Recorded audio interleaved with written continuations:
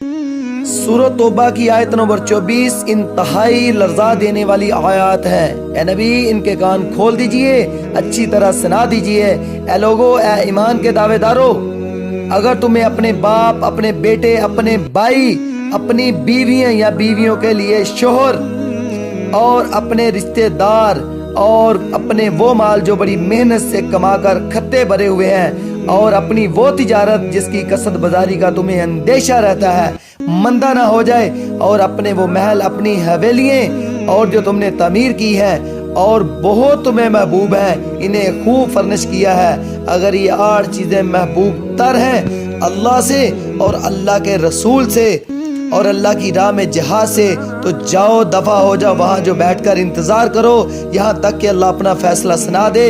और अल्लाह ऐसे फासकों को कभी हिदायत नहीं देता। ए मेरे भाइयों, अभी टाइम है अल्लाह को राजी